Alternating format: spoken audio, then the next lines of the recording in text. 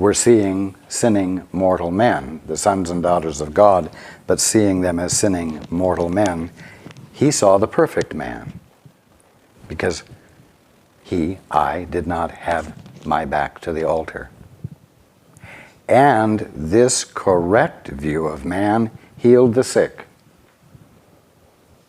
was transformational. I bring this out to tie it in with my opening statements as to how you can be the salvation of the world. When you see the truth, where erroneous, delusional experiences seem to be going on, the result is healing. And it's your job to make the choice for that.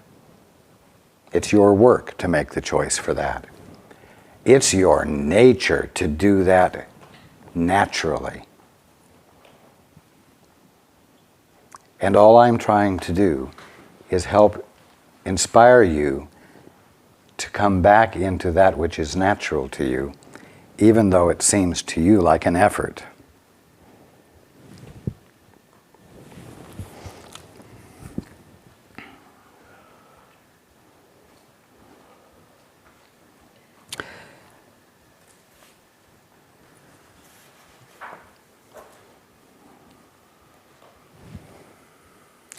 How will you arrive at a point where you never see what does not exist and always see what does? Only by having come to a point where you choose only to see what does truly exist, turning to God for the vision, standing in receipt of it, and saying yes to it, making commitment to truth.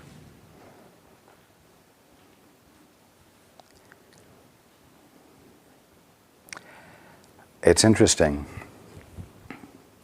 You can't come back into your right mind until you're willing to see your world truly. You see that?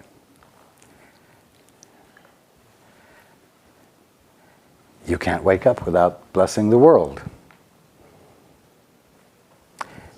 You can't see truly until you care enough about your fellow man to want to know the truth about him so that you're no longer confused.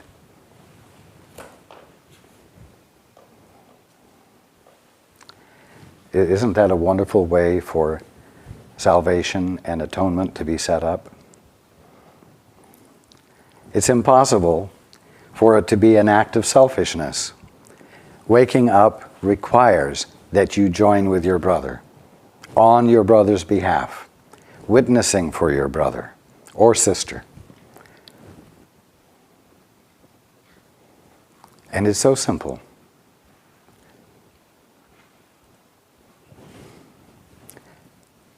You could call it an exquisite,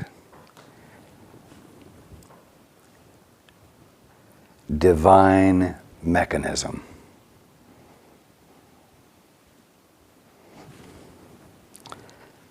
Continue.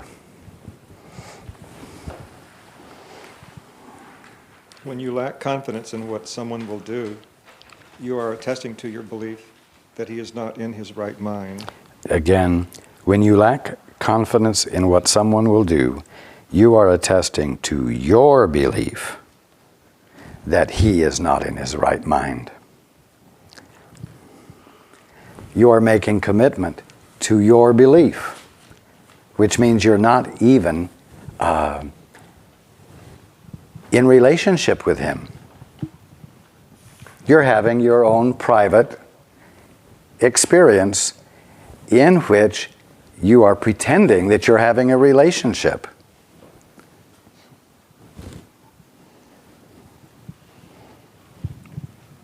Is that because you assume something before it happens? Absolutely. Okay. You're judging it before it even happens. So, because you don't know.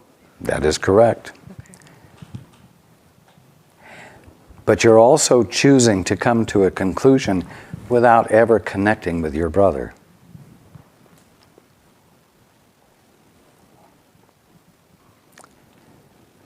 And in not connecting with your brother, you're withholding yourself from a relationship. And it's only in relationship that caring can occur.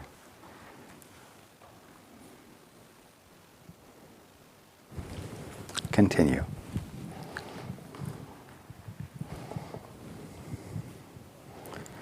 This is hardly a miracle-based frame of reference. Indeed. And that sentence should cause some laughter to come from you. This is hardly a miracle-based frame of reference. Continue. It also has the disastrous effect of denying the power of the miracle. Yes.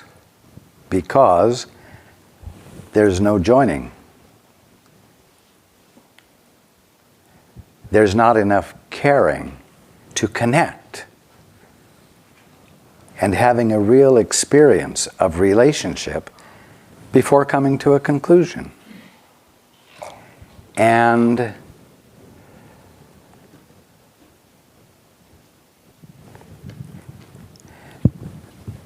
because you are having confidence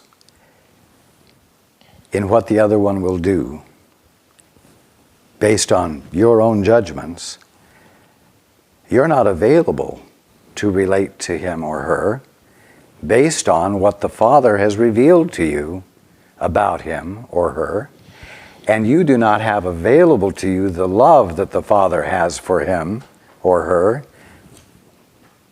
to be inspired by yourself to the point of overflowing so that it's extended to your brother or sister, and without that, there's no miracle. Continue.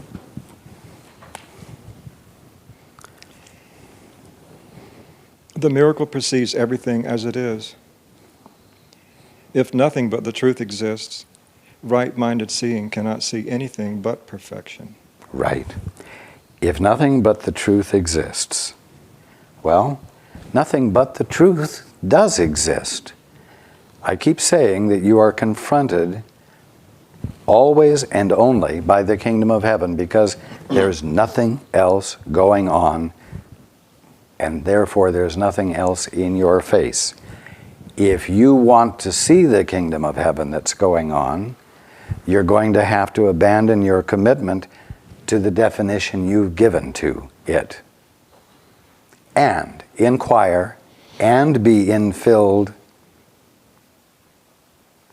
and then say yes to the infilling. You have to actually do something to get past the definitions you've been employing.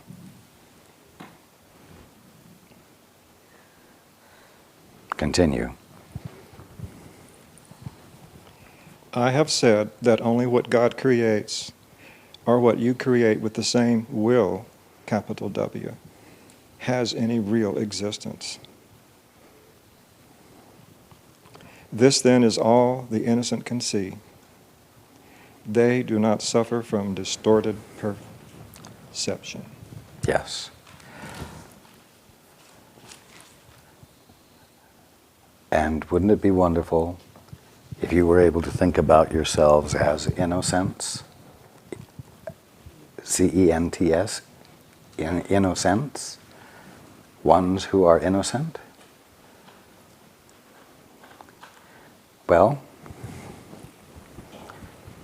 not looking at you through your eyes, I see that you are all innocent. Because no matter what you think, you really haven't succeeded at being more or less than what God is being, right where each one of you is, right at this moment.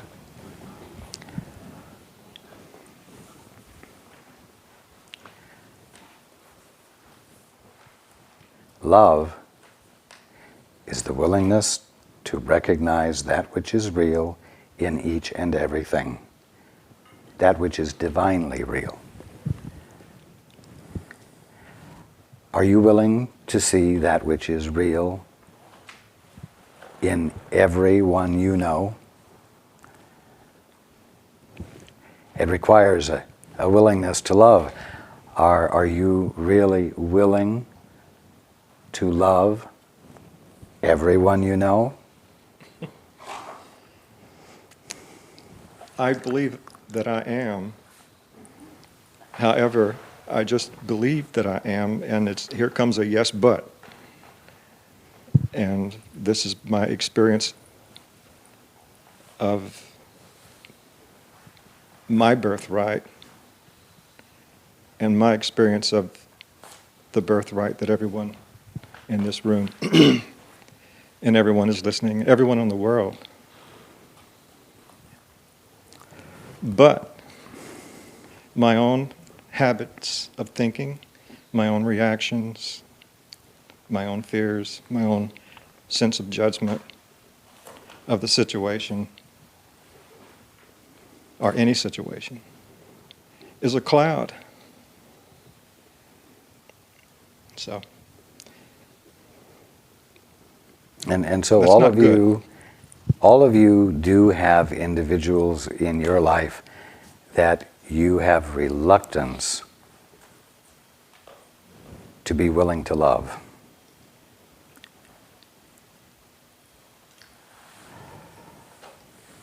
Well, you need healing from that.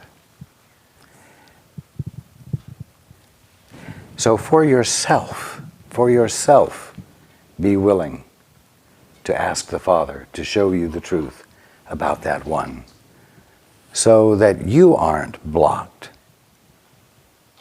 from being able to extend and embody God's love more clearly in the world.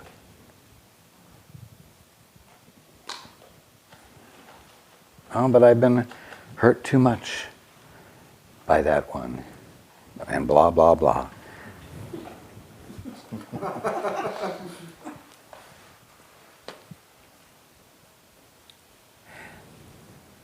But you know what? When you're blocking your capacity to embrace with love, you are causing a hurt in yourself, all by yourself. And you need to be free of that. You know what? Right where every single individual is a divine one, so beautiful and so perfect and so much the embodiment of love that you deserve to be experiencing it, even if that one doesn't know it about himself or herself yet. You know what? If you're going to be the salvation of the world, you've got to be willing to anchor God in the world by choosing to get past your unwillingness to see the truth there.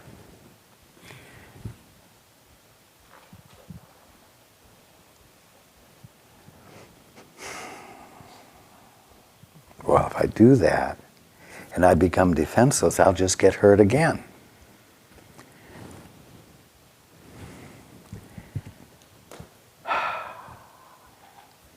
No.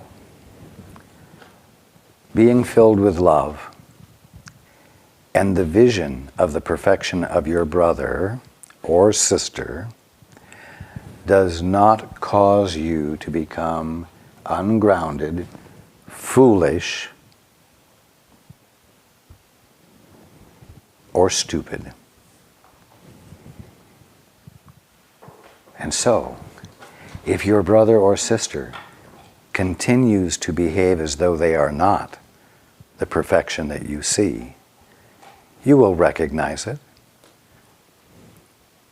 And without judging them for it, you will not cooperate with their point of view. And so you will not get hurt again, and you will not find yourself used. And because you know the truth, you will stick with it with commitment.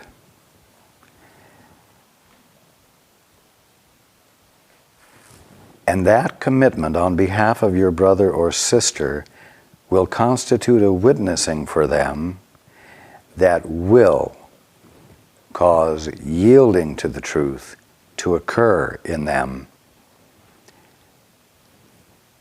And if it takes a while, it won't bother you, because it's your pleasure to give them the true perception of them over and over and over again until they finally get it. Okay, let's continue. I have a statement. What I noticed in my own life that has gotten in the way before of wanting to fully know and to fully love another person is all the little fears.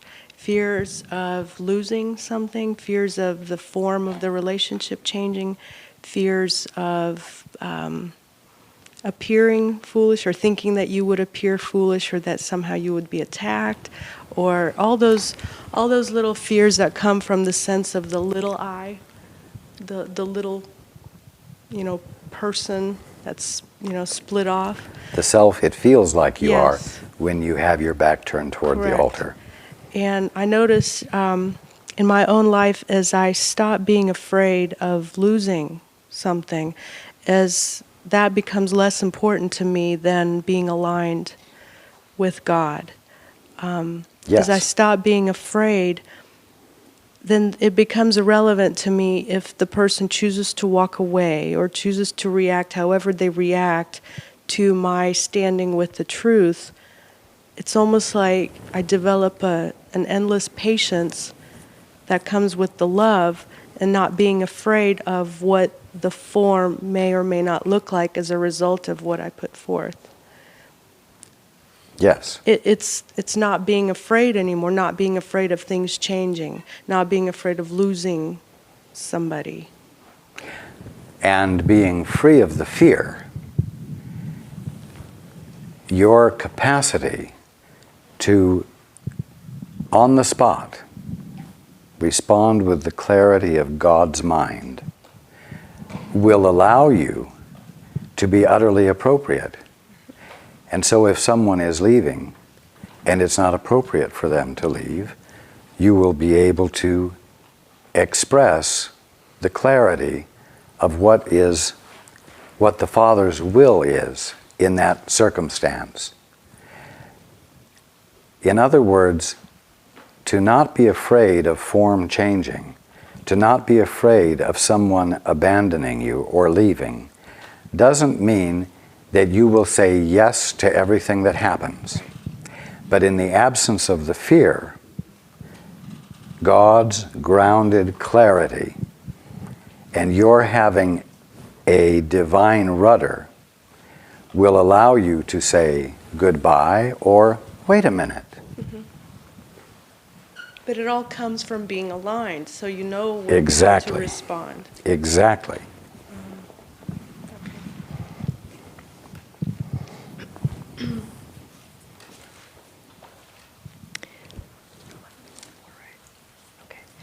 You are afraid of God's will because you have used your own mind, which He created in the likeness of His own, to miscreate. There you go. You see, the son or daughter of God has to be present and real in order for you to miscreate a fantasy that you can commit yourself to and thereby enter into a state of apparent insanity. But all the time, that which is energizing it is something utterly real, the son or daughter of God that you are. Continue. The mind can miscreate only when it believes it is not free. An imprisoned mind is not free because it is possessed or held back by itself. Indeed, by itself. Continue. It is therefore limited, and the will is not free to assert itself. To be one is to be of one mind or will. When the will of the sonship and the Father are one, their perfect accord is heaven. Ah, there is your definition of heaven. When the will of the sonship and the Father are one, their perfect accord is heaven. And that perfect accord is what you experience as being embodied. And so it is what you experience as a healed world, as a healed body, as harmony and peace on earth.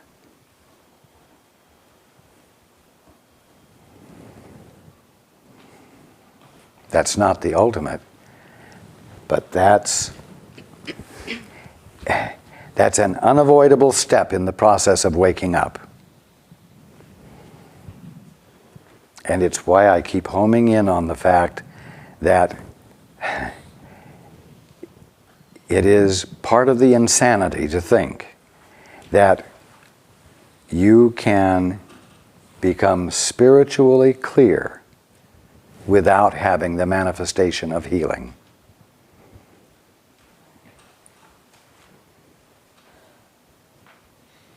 So if you don't have the manifestation of healing, then you weren't clear. That is absolutely correct. Absolutely correct. Write that down and put it on your refrigerator. Because until you accept that, your spirituality is ungrounded.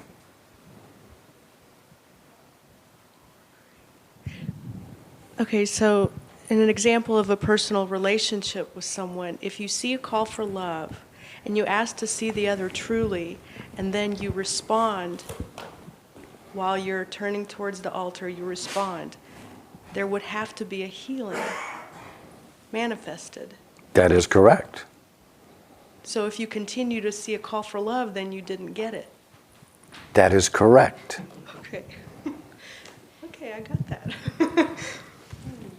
Yes.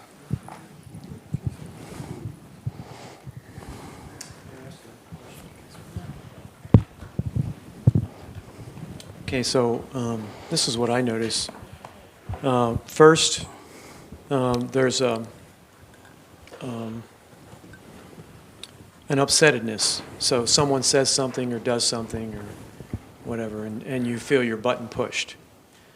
Okay, then time goes, so then you may, what happens sometimes if it really gets pushed, you may just be in that hurt for a while. Oh, I've been, this is such an injustice, et cetera, et cetera. Then that passes, and you say, oh, I see what happened. It's just an ego trick. So you turn to the Father and you say, Father, help me to see this the way you see it. And then you be quiet and nothing. There's no infilling, there's no answer to it. There's no response, there's no transformation there. So from there, there's two ways to go. You can just keep sitting there until it becomes impractical, I guess, to sit there any longer. Or you can wait until another time when you can go back and say, Father, I still don't feel healed from that last situation. Help me to see how you see it. And so this is the process, correct? Indeed. The perseverance just has to keep being there, and you just keep going back again and again and again for thousands and thousands of years. For however long it takes. It's like straightening teeth. You put the braces on, and they keep pressuring for the movement into alignment. And the pressure is persistent. And as movement occurs, new pressure is applied for further movement. And so you must persist you must persist in fulfilling your reason for being. And the only reason you seem to need to persist is because you're out of the habit of being the presence of love. And you're heavily into the habit of being the presence of judgment. And so, we've spoken about the bottom of the barrel being the bottom of the barrel. Well, this is a little different from being at the bottom of the barrel, because what it is you recognize that the other ways don't work. I mean, you've been down that road so many times before that it doesn't work to get involved in this ego dynamic bullshit that just keeps spinning you out. So you have to be persistent, and you keep going back. And guess what, Raj? That's not fun. You and I have talked about that before. That's a cooker. You're in the pressure cooker, and you're sizzling. You're there because you're neither answered and you're not in your ego, and you're not. You know what I mean? Maybe you are in your ego, but you recognize that that's nowhere to live your life. Yeah, that's correct. And yet you're not. You're like in nowhere land. In like. But the reason you're there is simple. It's because you're all stubborn. So there's a surrender that needs to happen there, a letting go of the way you were. But the thing is, surrender is absolutely essential. And what makes it seem to take time is your unwillingness to abandon your stubbornness. And many of you may think that you have very little of a stubborn streak in you, and it's when you find out how long it takes to hear the Father's voice that you discover the degree of stubbornness. But you know what? The opportunity will keep presenting itself to you. Oh, I know. And wearing you down. Right. The other thing too is, you're always saying in your head, "Well, I'm willing. I certainly am willing," but that's a head trip. You're not willing. It's got to be deep down inside. It's got to be a shift that's palpable, that you can feel in your gut, shifting. So, Michael, what can I say? I don't know. What can I say? You've got the point.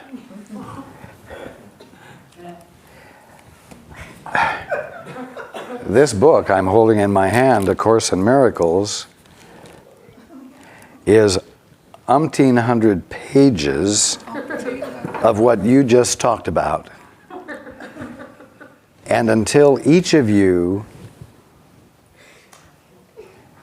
is willing to persist in yielding, that absolutely horrible word, yielding,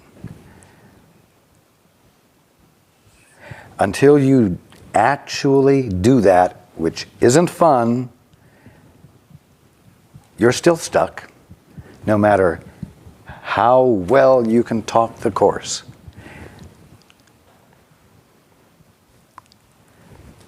But I have to remind you that it's your nature to do this awful thing.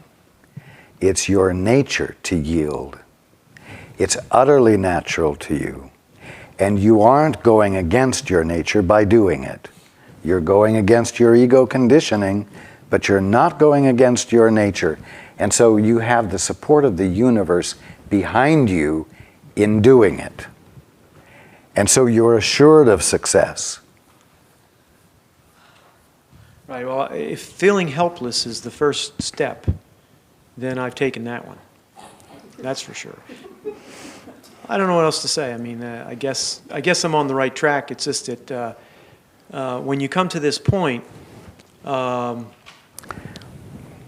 it's just limbo. What can I say? Yes. Well, there is no more limbo. I realized that was abolished recently, but nevertheless, that's what I feel.